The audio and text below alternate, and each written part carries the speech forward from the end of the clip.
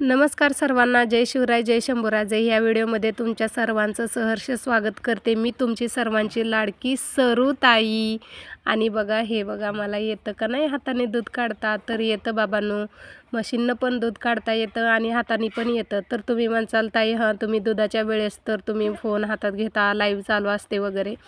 तर माझं सगळं काम उरकून मी सगळं लाईव्ह व्हिडिओ सगळं करत असते.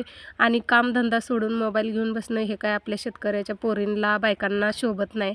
सगळं काम करून मगच आम्ही सगळं करतो. तर एवढ्या आहेत आमच्या गाई. आणि नेक्स्ट दाखवते तुम्हाला बिना भाल्याची एकटी भादरीन दूध काढते, एवढं लक्षात ठेवा. आणि कुणी मला असं वाकडं दाखवायचा प्रयत्न करू नका. जी माझ्या कामात वाकडं त्यांची मसनात लाकडं असं असते माझं. मग नीट गोडीनं सांगितल्यावर कळत नाही ना तुम्हाला, मग तुम्हाला असं व्हिडिओच्या माध्यमातूनच सांगावं लागतं. तर हे बघा, मी असं दूध काढलेलं आहे. आणि अवतारची उतारावर जाऊ नका. अवतारची उतार सर्वांचा सारखाच असतो, शेतकऱ्याचा काय आणि कामगारांचा काय. तर हे बघा, एका गाईचं ऑलरेडी काढलं होतं. मग लक्षात आलं, सगळेजण म्हणतात ताई तुम्ही हाताने दूध काढलेला व्हिडिओ दाखवा.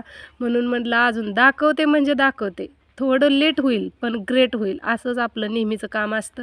म्हणून तुम्हाला असं ग्रेट काम दाखवायला लागले मी माझं. तर हे बघा, दुसऱ्या गाईचे सुद्धा मी एकटी दूध काढून दाखवणार आहे तुम्हाला. आणि किती दूध काढते आणि किती फास्ट काढते तर तुम्ही ते बघूच शकता व्हिडिओच्या माध्यमातून. असं गाईला कासला पाणी लावून घ्यायचं, सडबीड व्यवस्थित धुवायचं. मग येत आहे का नाही दूध काढू लागायला, क्यू येऊ द्या, जरा शेतकऱ्याची क्यू येऊ द्या. मग नवीन कोण माझं व्हिडिओ बघत असेल तर चॅनलला सबस्क्राईब करून घ्या. आणि मित्रांना, मैत्रिणींना, तुमच्या कुटुंबातल्या नवीन सदस्यांना व्हिडिओ शेअर करा माझे. आणि असंच महाराष्ट्राच्या घरोघरात माझा व्हिडिओ व्हायरल होऊ द्या, एवढीच स्वामींच्या चरणी प्रार्थना आहे. एवढं थोडं दूध काढत आता फायनली बादली भरत आली. आणि तिला तुम्ही म्हणसाल एक हात आडवा का लावला आहे, म्हणजे जेणेकरून पाय उचलला तरी एका हाताचा सपोर्ट असावं म्हणून. शक्यतो पाय उचलत नाही गाई आमचे, गरीब आहेत त्या सगळ्या. कारण त्याला आम्ही स्वतःच्या मुलाप्रमाणे जपतो. मुलांना कमी आणि गायींना जास्त जपतो. त्याच्यामुळं कसं आहे माहिती आहे का, जीव लावला तर झाडाचं पाखरूसुद्धा खाली येतं, तशी गत आहे इथं.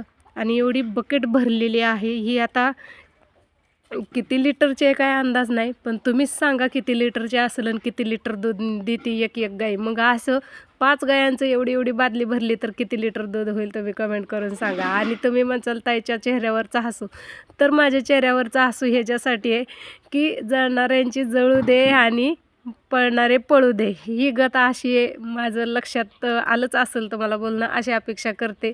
थोडंफार बोलण्यामध्ये मिस्टेक होते, तुम्ही समजून घेता, हीच गोष्ट माझ्यासाठी भरपूर आहे. आणि त्यानंतर आता तिसऱ्या गाईचं दूध चालू आहे.